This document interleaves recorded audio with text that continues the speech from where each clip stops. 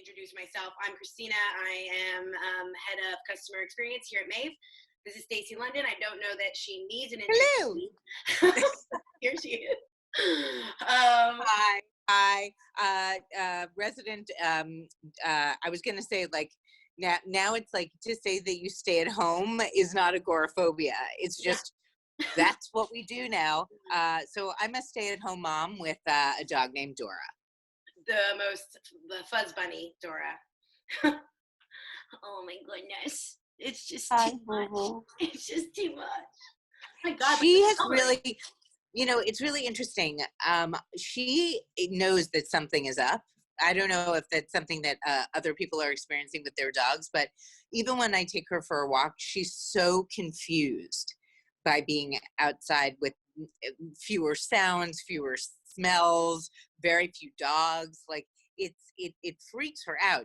I get the impression that she's sort of feeling like she's living in another universe, as we all are. But it's really, she's super sensitive to it. It's really interesting. And when we are home, she's sleepier. We really have to be careful because weight management, I think, is an issue for everybody. Right? And dogs included, but we're really struggling because she runs around the apartment a little bit, but not the way she runs outside. So like this morning when I took her for a walk, I like coaxed her into running a couple blocks just to get her, just because I'm so worried that she's just gonna pack on pounds. No body shaming, but she's little.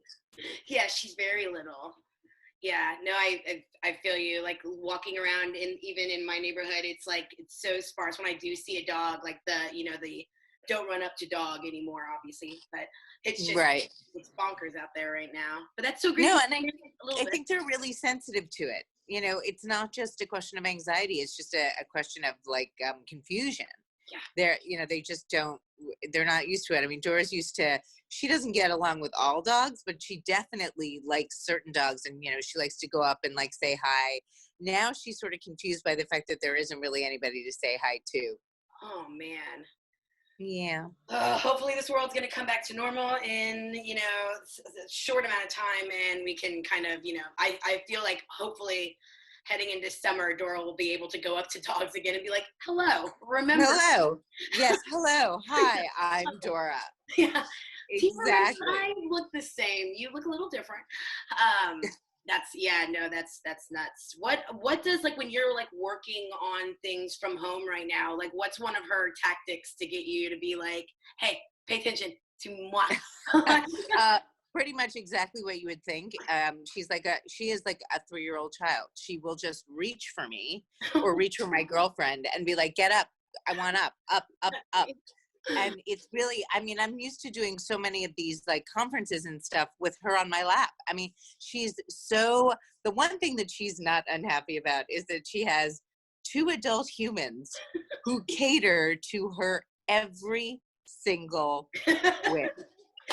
And that includes getting up to feed her. She sleeps in the middle of the bed and expects her tummy rubs. Like it rules the roost for sure. That's amazing. I mean, that's probably my fault. She's definitely on that throne. That crown is heavy. And she, but like there's more barking and sort of more playing. She's kind of like, wow, all right, we're all chilling. I haven't seen any of my friends. She has some best friends who are like a 2-year-old girl and a 1-year-old girl who are my housekeeper's kids who she spends all this time with. She hasn't seen them we're going on day 20 today. Yeah, it's taking longer than I thought, to be honest. Yeah. Like, I was like, and it's worse than we thought, right? I mean, first everybody was like, oh, it's exaggerating. We're preparing like we did for hurricanes in New York. But this is different. And it's definitely, I mean, it's the first time in my lifetime I remember anything like this ever happening. And I think before things get better, like we're going to have to sort of accept that this is the new normal. And that includes like what we're going to do with our pets, especially dogs, because, I would love to take her upstate and get her to run around. And we're nervous about taking her to a park because we just don't know if like we let her off leash, if, we have to run after her if we're going to wind up being too close to somebody. I'm really grateful for companies like Chewy that are really stepping up right now, like bigger companies. I think what you guys are doing is amazing. I think it's super important that we consider our pets the same way like we're considering our loved ones. Not that they can get corona, thank God. Thank God. Yeah. But it psychologically, I think this is very confusing and draining for them. No, yeah, I totally agree. I think one of the things too, like obviously living in New York, like speaking to, Dora, not hearing sounds outside anymore when, Right. it's typically hard to get a dog to become accustomed and acclimated to all the stimuli around, and then completely removing that from the equation. They're like, oh my God, you know what I mean? Yeah. What has happened to my lifestyle right now? Yeah, exactly. That, and also I worry that she's going to look like a Muppet by the time this is done because there's no grooming. We're bathing her, but there's no grooming, and she grows her hair very quickly. So it's going to be interesting to see what she looks like. Totally, yeah. I feel like a lot of women feel that way as well. Well, I feel like, right. I mean, I'm happy. I'm trying to let my hair grow, so all of that works for me. But I feel like the industries that are going to bounce back the fastest are hair salons, nail salons, and dermatologists. For all those women who miss their Botox and their filler, there's going to be a run on Botox after there's like a run on the COVID vaccine. Totally. Your hair looks great, by the way. It's so long. Thanks. It's really long for me. I know. I don't know why it's just like been my goal lately to grow my hair. So there you go. No, it looks totally amazing. I have a friend that was gonna get microblading done like the week that we all went into quarantine, and she's like, no. Yeah. Yeah. Even after they started saying, really stay home, both my sister and my stepmother went and got their hair done. To me, I was like, why? Why is this? Why? And they're in New York? Yeah. Oh, yeah. Oh, man. Yeah, I took a walk a couple of weeks ago and was just like, there are way too many people out here. I'm going back home. Like, this is bad. Yeah. Like, I mean, that and grocery shopping, right? It's like, that's the other wonderful thing is that we can have our dog food delivered and like things that, even things like on Amazon, you can't get anything or they'll tell you the delivery date is in May or things like that. That going out as infrequently as we can, except for necessities and really to get Dora exercise is sort of the way, the new normal. Totally. Well, Maev is now on Caviar and Thrive groceries. I know. You're on Thrive? Oh my God, that's great. Except my Thrive order is like 3 weeks behind. But we'll just get it to you. Don't worry. We'll just bring it to your house. No worries about that. Yeah. Thank you. Yeah, no, totally. What are like some like songs that you put on like just to like motivate you in like Dora or like just think nothing. We don't really listen to me. I'm looking at we're a movie crew. I'm looking at my girlfriend. No, yeah. Bring her over. So I had for years. Okay, we have a notebook here that we have been keeping of all my girlfriend is 10 years younger than me, and or 10 years younger than I am, and I wanted, there were all these movies that she was unfamiliar with, and I am a little bit of a film freak, so I am looking for this list that we made together about all the movies that we could watch, and we have done quite a few. Where's the actual original movie list? Oh, we have different sections of the notebook. We have one for vision boards for each of us, a vision board for both of us, movies we want to see, places we want to go, and really funny jokes, like things that have happened between us. We write all of them down to remember them. That's phenomenal. That's so amazing. So we have, let's see. Well, I've been watching this. Oh no, sorry. Somebody else wanted to FaceTime. Okay, are we? All right, sorry, I'm back. We're back. We have, let's see, of these, I've been watching Battlestar Galactica, Love the TV series. Original? Kat is not into it. That's on my own. I'm on season 2. I watched the miniseries, then season 1, and now I'm working on season 2. We saw The Eyes of Laura Mars. We saw, Faye Dunaway, 1978, 1977. Writing it down. So we're doing a lot of 70s and 80s movies. We did Coma from 1978. Is that Christopher Walken?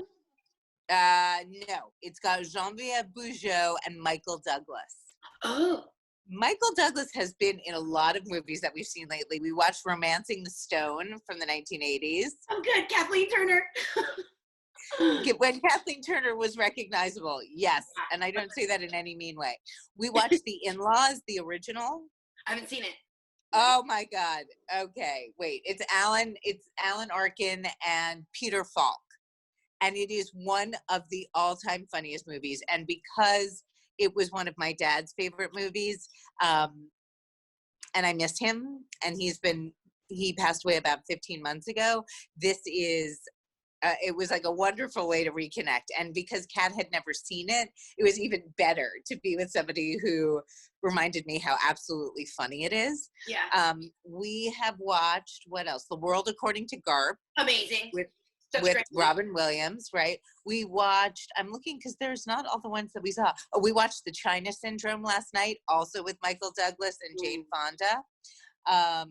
Wait, hold on, we're looking. Side Effects. Oh, we watched, no, but that was was a while that ago, was ages yeah. ago. Go back. Oh, well, TV? Did we go to TV now? No, we didn't. We're not doing TV. I have a whole list of what else did we buy?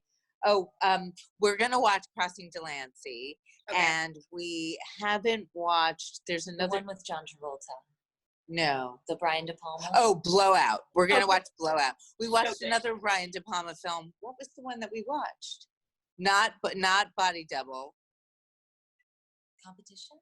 No, but we did just watch The Competition with Amy Irving and Richard Dreyfuss, 1977, a great film. I've never seen that. And it's great also because, like, not that I'm like a fur activist. I believe in vintage fur if you're going to wear it. And she, since it's 1977, I consider that to be vintage fur. But she has this amazing fur jacket that is like, it's the stuff of dreams. So that's the other funny thing is that, we watched Time After Time with Malcolm McDowell and Mary Steenburgen about the H.G. Wells time machine. Yeah. Excellent. And Jack the Ripper. Excellent, excellent movie. What else did we watch? They had a baby right up. I'm saying hello because I'm here talking off camera and it's awkward. It is awkward. Come on in. Yeah, but we have, come on in. But we have, and also I should tell you that while Dora loves her mommy number 2. She's my best friend. They are best friends. So Dora only comes to me really when she's, sleepy or she doesn't feel good. Otherwise, she just plays with her best friend, which she and I are very similar. We like food. We like sleep. We like to be cuddled. That's pretty much it. That's pretty much Into it. bliss. Yeah. Top 3 things into bliss. That's perfect. Yeah, it's true. So we have not been listening to music as much as we never turn on the news anymore. No. And we're just watching. Basically this is like, I'm trying to give Kat, a proper film cinematic education, cinema history 101. It's working, but you've inspired me to make a playlist for us that we can have as our COVID-19 playlist. Yeah, so we don't have a playlist. Our friend Lindsay, our friend Lindsay was actually super cool. She was like, here's a reggae playlist that I made just to like be chill. Yeah. But I'll tell you, I don't know. I feel like because we're such homebodies, it's not like this is the worst thing in the world. The thing is, I don't feel guilty. Now I don't feel guilty about wanting to stay home and do nothing because that's what everybody's doing. So it's, in some ways, this is somewhat of a relief to me. But in the meantime, I have been doing these like Insta live stories about like helping people kind of with fashion questions and spring cleaning because we all got a lot of time. Might as well help as many people as we can. Yeah, those videos were phenomenal. I watched them. Oh, thanks. One of my questions was going to be like, how many times have you cleaned out your and Kat's closet? Well, I give Kat a lot of my clothes, so I'm not really cleaning out my closet. I'm just moving them over to her. I take most of her T-shirts. Yeah, she does. Sometimes without asking. A lot of the time. A lot of the time without asking. And socks. That's really it, though. I'm missing so many socks, but there are certain T-shirts that are off limits, and she doesn't know which ones they are because I hide them.